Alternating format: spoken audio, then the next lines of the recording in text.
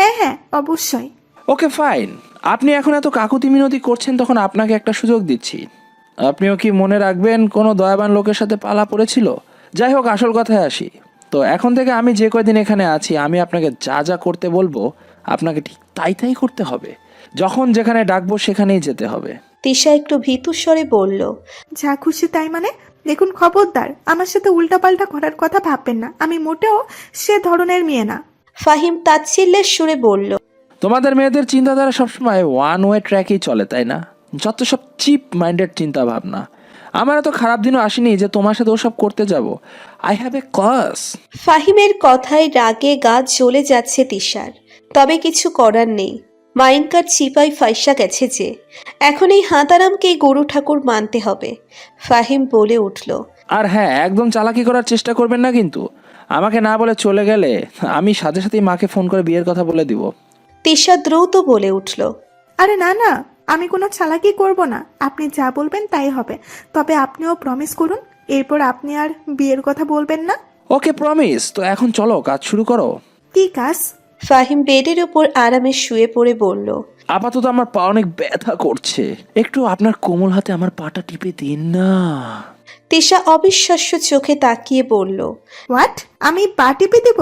হ্যাঁ, এখানে কি আমি তুমি ছাড়া অন্য কেউ আছে? জলদি জলদি শুরু করো, না হলে দ্বিতীয়বার চর বলবো না, সোজা মাকে ফোনে লাগিয়ে দিব। না না, আমি করছি তো। Good, let's start. তিশা দাঁতে দাঁত চেপে ফাহিমের পা টিপে দিতে লাগলো। ফাহিম বিশ্বজয়ের হাসি হাসছে। খুশি সমুদ্র কিনারে ছাতা বিশিষ্ট চেয়ারে হাঁটু ভাঁজ করে হাঁটুতে থুতনি ঠেকিয়ে বসে আছে। সামনের অথৈ সমুদ্রের পানির উত্তাল ঢেউকে অবলোকন করছে। যদি পারত তাহলে নিজেকেও এই অথৈ সমুদ্রে ভাসিয়ে দিত। এই বোঝতুল্য এই জীবন থেকে মুক্তি পেয়ে যেত ও। হঠাৎ খুশি পাশে তাকাতেই ওর নজর আটকে গেল। প্রহরের এই পরিবর্তিত রূপে খুশির হৃদয়ের তার বেঁচে উঠল। না চাইতেও প্রহরের আবহে ডুবে গেল ও। চোখের সামনে ভেসে উঠছে পুরনো দিনের প্রতিচ্ছবি। এই সুদর্শন যুবক যে বরাবরই ওকে ঘায়েল করে দেয়। এমন কেন করছে সে? এমনিতেই এত কঠিন সবকিছু, তার উপর এখন এভাবে আমার সামনে এসে আমার জন্য সবকিছু আরো কঠিনতর করে দিচ্ছে। খুশিকে এভাবে তাকিয়ে থাকতে দেখে প্রহর বাঁকা হাসল। সে জানতো আজ খুশি ওর থেকে নজর সরাতেই পারবে না। প্রহর আকর্ষণ থেকে খুশির বাঁচা মুশকিল। তবে প্রহরের এই আকর্ষণ শুধু খুশি পর্যন্তই সীমাবদ্ধ রইল না। আশেপাশের মেয়েগুলো প্রহরের আকর্ষণে আকৃষ্ট হয়ে পড়ল। সবাই লোলুফ দৃষ্টির তীর নিক্ষেপ করছে প্রহরের দিকে। কয়েকজন তো এগিয়েও এলো প্রহরের সাথে পরিচিত হতে।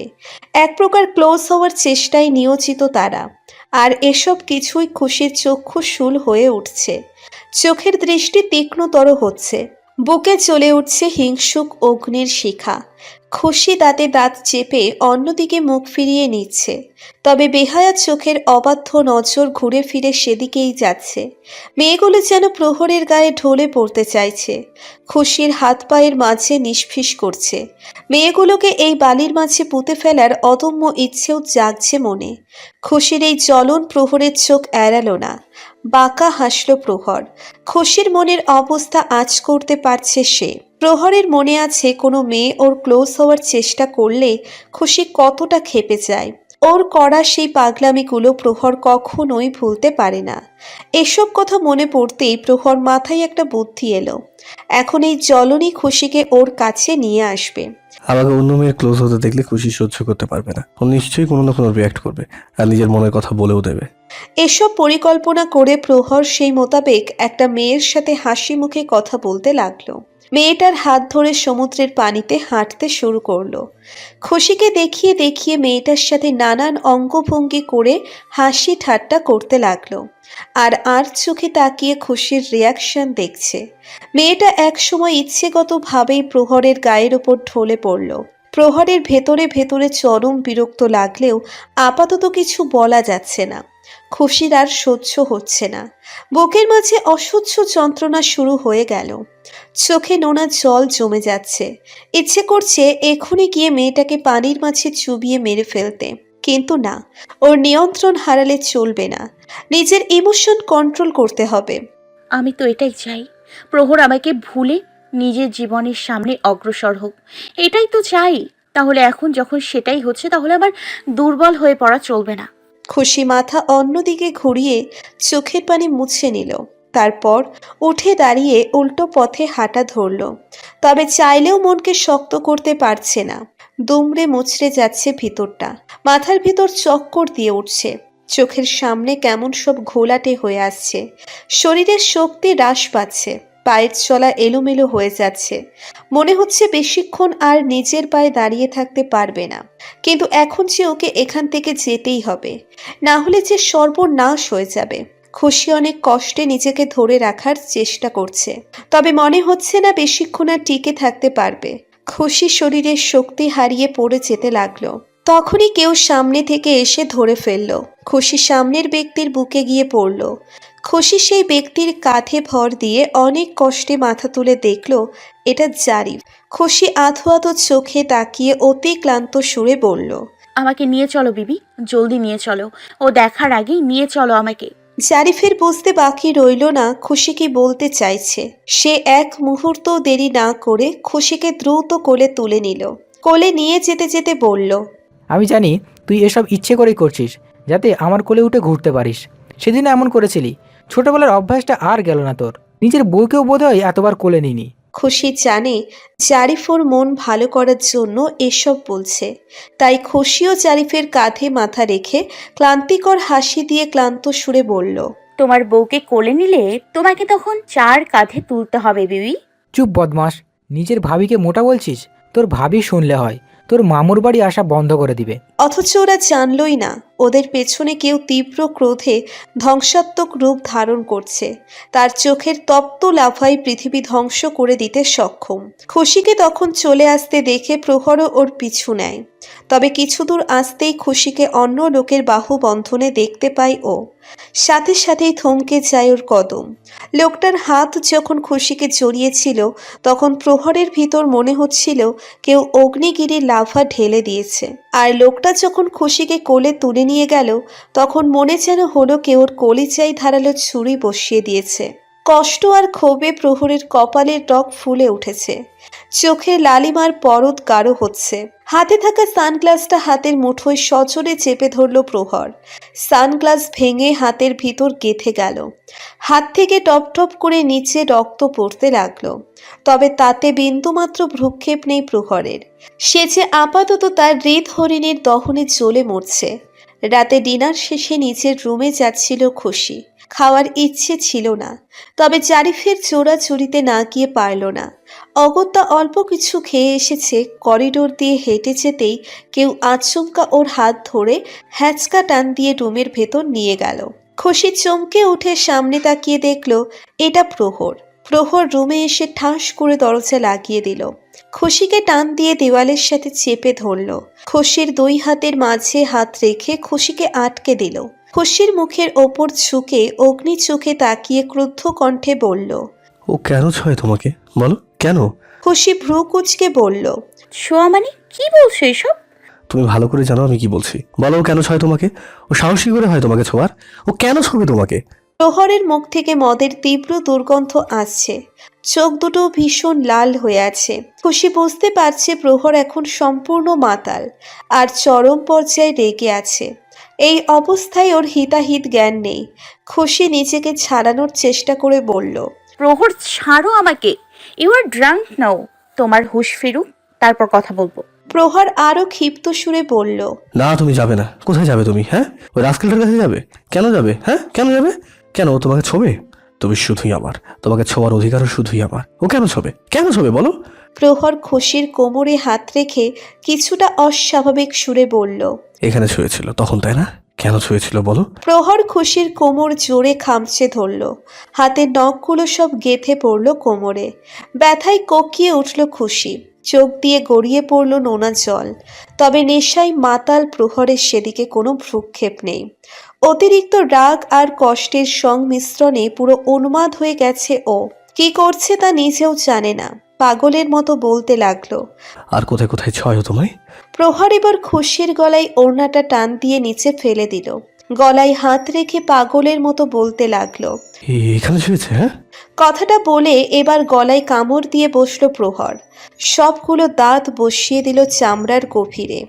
ব্যথায় খুশির নাজেহাল অবস্থা।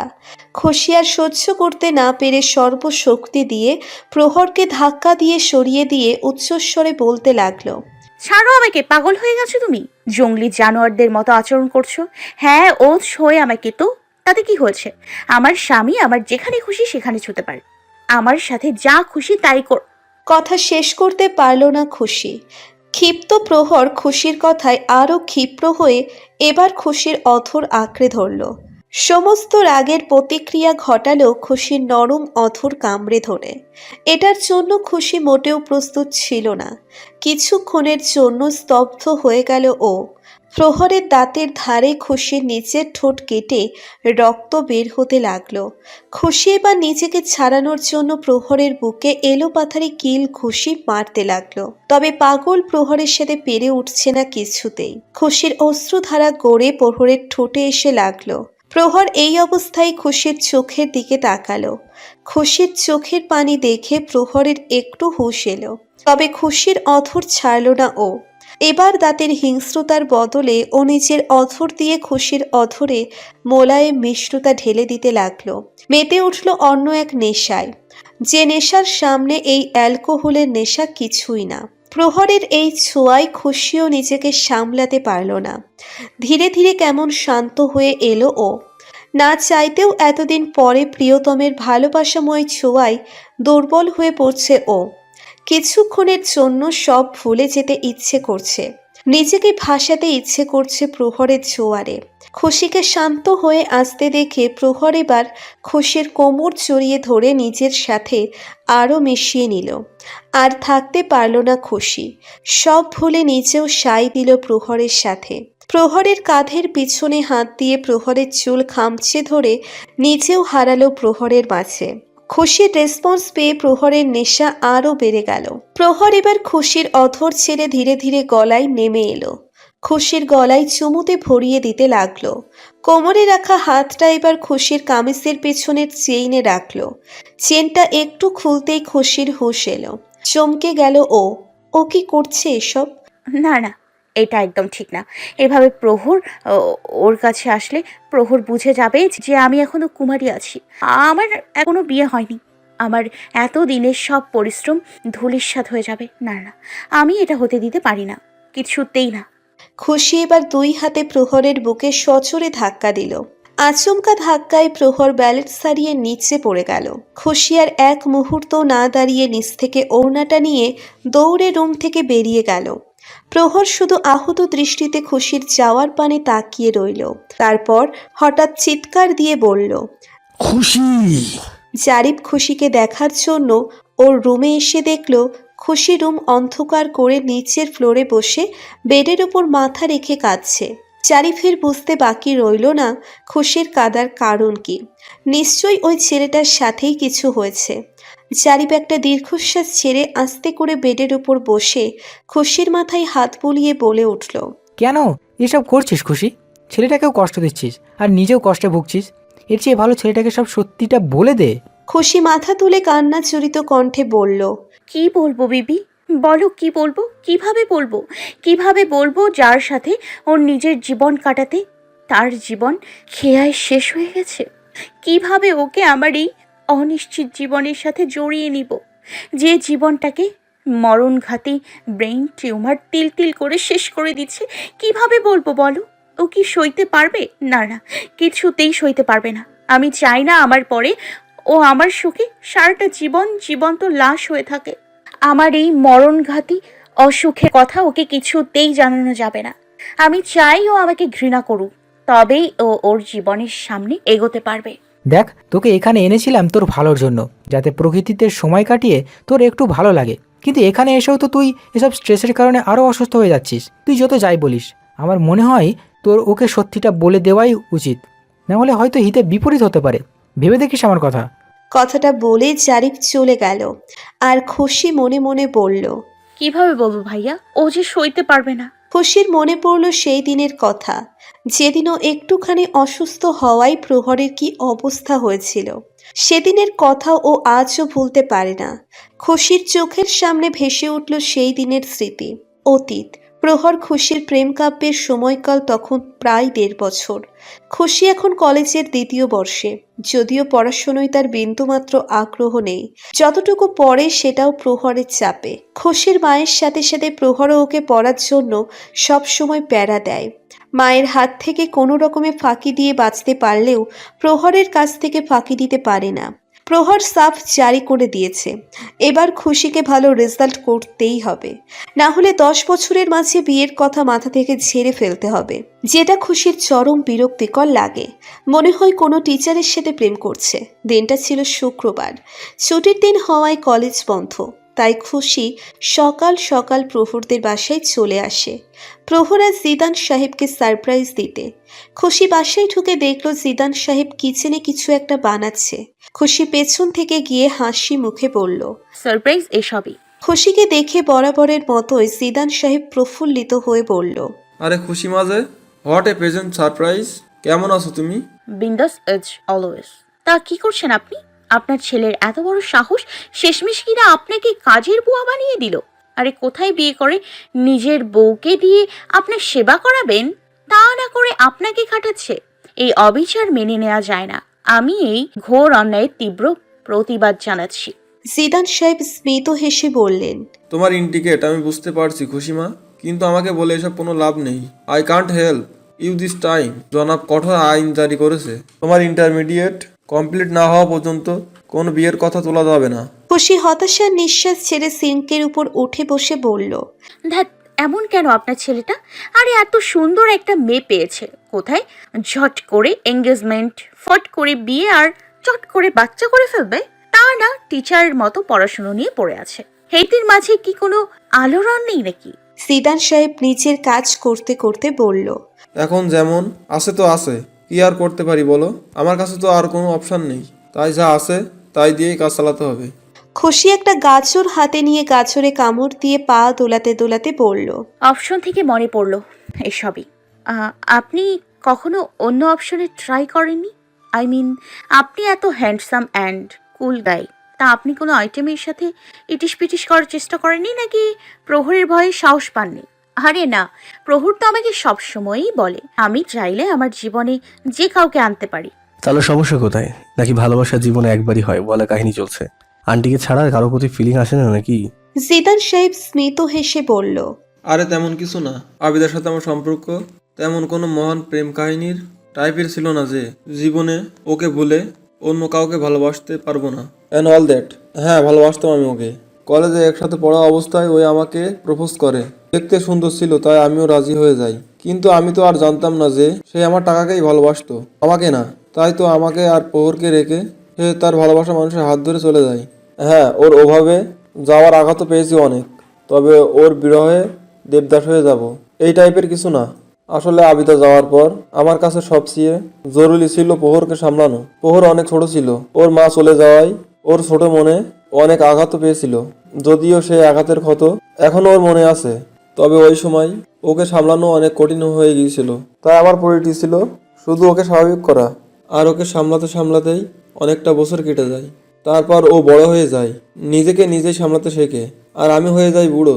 আর এই বুড়ো বয়সে কি আর ইটিস পিটিস করবো? কি বলছেন এসব? বুড়ো আর আপনি? আরে আপনার সামনে তো প্রহর চা কম পানি। আপনাকে তো এখনো হ্যাপি, ড্যাশিং আর হ্যান্ডসাম লাগে। Age is just a number. আপনি শুধু একবার মাঠে নামুন, দেখবেন ক্যান্ডিডেটের লাইন লেগে যাবে। একটু বেশি হয়ে যাচ্ছে না? মোটেও না, আমি একদম খাঁটি কথা বলেছি। বাই দ্য ওয়ে, আপনার জন্য পারফেক্ট একটা ক্যান্ডিডেট আমার কাছে আছে। জিদান সাহেব ভ্রু কুঁচকে বললেন, কে? আমার ওয়ান অ্যান্ড অনলি কিউটি ফুপি এখনো সিঙ্গেল আছে। আপনি চাইলে আপনাদের date fix. Are you serious? Of course. আসলে বেচারি কলেজ লাইফে কাউকে ভালোবেসেছিল, কিন্তু সে অন্য কাউকে ভালোবাসতো, তাই ফুপি আর কখনো বিয়ে করেনি। তবে আপনি ট্রাই করে দেখতে পারেন, কারণ আপনারা দুজনেই দুজনের ভালোবাসার ব্যক্তির কাছ থেকে আশাহত হয়েছেন, তাই আপনাদের মনোভাবও মিলবে ভালো, ব্যাপারটা জমে যেতে পারে। জিদান সাহেব হালকা হেসে বললেন। হ্যাঁ, এটাই তো করা যায়। বিয়ানের সাথে প্রেম, ব্যাপারটা খারাপ না। খুশি উৎসাহী কণ্ঠে বলল। ওকে, ডান। আমি সময় সুযোগ বুঝে আপনাদের ডেট ফিক্সড করে দিব। ওকে, ডান। আচ্ছা তাহলে ওই কথাই রইল। বাই দ্য ওয়ে, আপনার গুণধর ছেলেটা কোথায়? দেখছি না যে জনাবকে। ওর ঘুম থেকে ওঠেনি এখনো। আসলে কাল অনেক রাত পর্যন্ত অফিসের কোন প্রজেক্টের কাজ করছিল। ভোরের দিকে ঘুমিয়েছে, তাই আজ একটু বেলা করে ঘুমাচ্ছে। তুমি গিয়ে বরং দেখে আসো ওঠে কিনা। ওকে, আমি দেখে আসছি।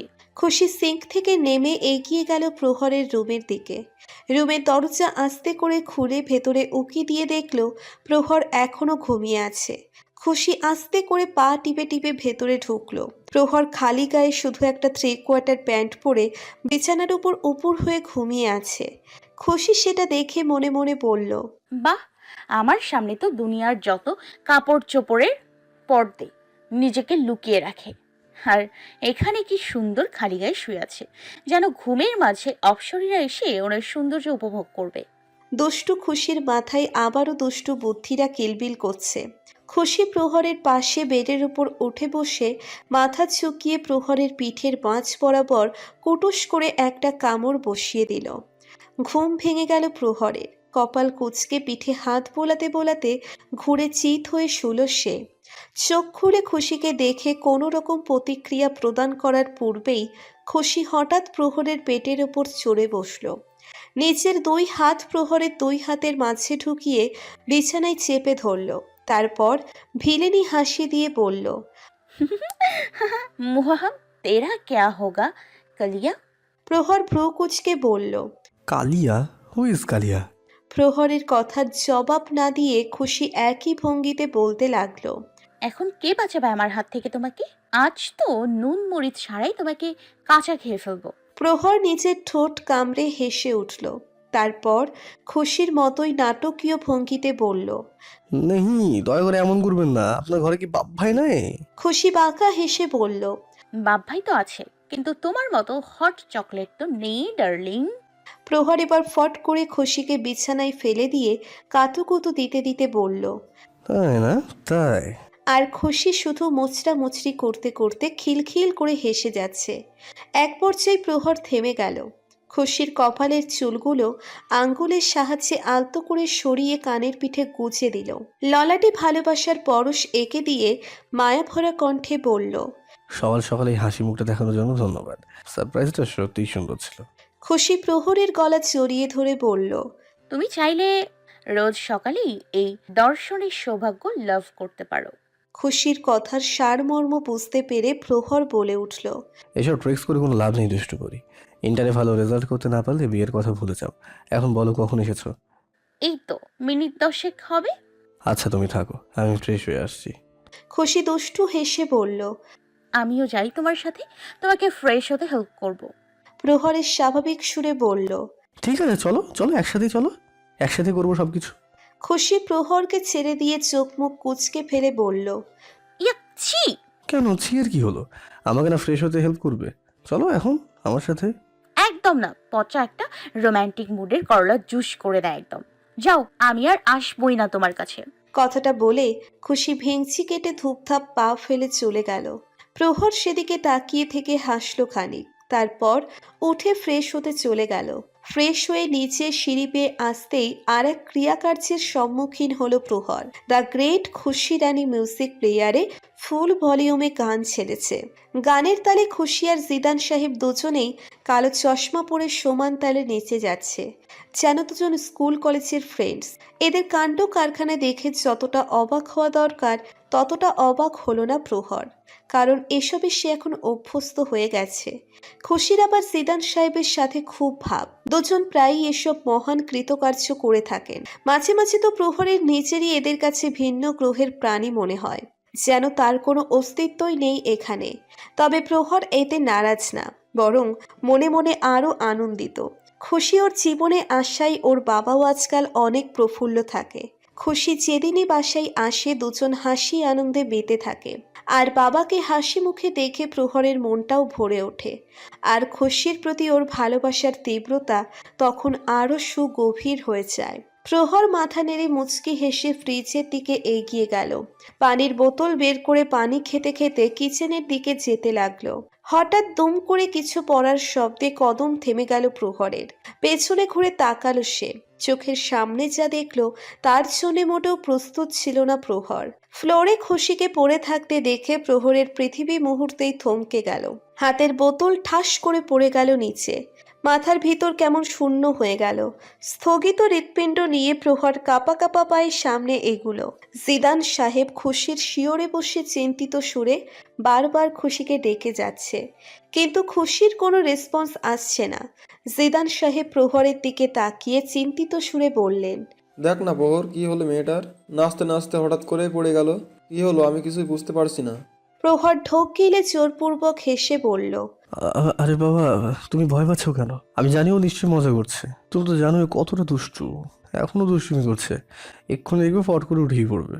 প্রহর খুশির পাশে হাঁটু গেড়ে বসে কম্পিত সুরে বলল, এই দুষ্টু পড়ি, দেখো আমি জানি তুমি নাটক করছো, তাই এসব করে কোনো লাভ নেই। জলদি উঠে পড়ো, না হলে কিন্তু আমি অনেক বকা দেবো। উঠে পড়ো বলছি। খুশির কোনো রেসপন্স না দেখে প্রহরের অন্তর্দেশ কেঁপে উঠছে। হৃদস্পন্দন থমকে যাচ্ছে। ভয়ে অন্তর শুকিয়ে আসছে ওর। খুশির কিছু সত্যিই হয়েছে সেটা মেনে নিতে পারছে না ও। প্রহর খুশির গালে আলতো চাপড় মেরে থমকিত হৃদয়ে বলল, হ্যাঁ এই খুশি, দেখো ভালো হবে না কিন্তু বলে দিলাম। ইটস টু মাচ নাও, বন্ধ করো সব, জলদি উঠে পড়ো। এবার কিন্তু আমি সত্যি মার দেবো বলে দিলাম। জিদান সাহেব বলে উঠলেন। প্রহর, আমার মনে হয় না ও অভিনয় করছে। খুশি বোধহয় সত্যি অজ্ঞান হয়ে গেছে। প্রহরের সব শূন্য হয়ে যাচ্ছে। হাত পা কাঁপছে ওর। প্রহর দুই হাতে খুশির মাথাটা তুলে ধরে পাগলের মতো বলতে লাগলো, এই দুষ্টু বুড়ি অনেক হয়েছে না। দেখো আমি সত্যি ভয় পেয়ে গেছি, অনেক ভয় পেয়ে গেছি। এবার তো ওঠো প্লিজ, চোখ খুলে তাকাও না, কথা বলো না আমার সাথে। খুশির তবুও রেসপন্স নেই। প্রহরের নিঃশ্বাস আটকে আসছে। প্রহর ওর বাবার দিকে তাকিয়ে কাঁপা কাঁপা কণ্ঠে বলল, বাবা, ও কথা বলছে না কেন? কেন কথা বলছে না? ওকে ওকে ওকে বলো না কথা বলতে, বলো না প্লিজ। প্রহরের এই অবস্থা দেখে জিদান সাহেব আরও বেশি ভয় পেয়ে গেলেন। প্রহরকে এর আগে কখনো এই রূপে দেখেননি। জিদান সাহেব প্রহরের কাঁধে হাত রেখে বললেন, প্রহর, নিজেকে সামলা বাবা। খুশি মার কিছু হবে না, তুই ওকে রুমে নিয়ে যা।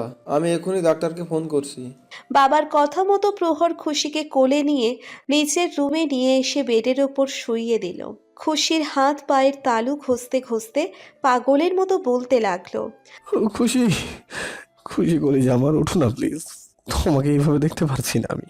I just Kant, it's kill me. Please please সোনা, ওঠো না, বেগ অফ ইউ। কিছুক্ষণ পরেই ডক্টর চলে এলো।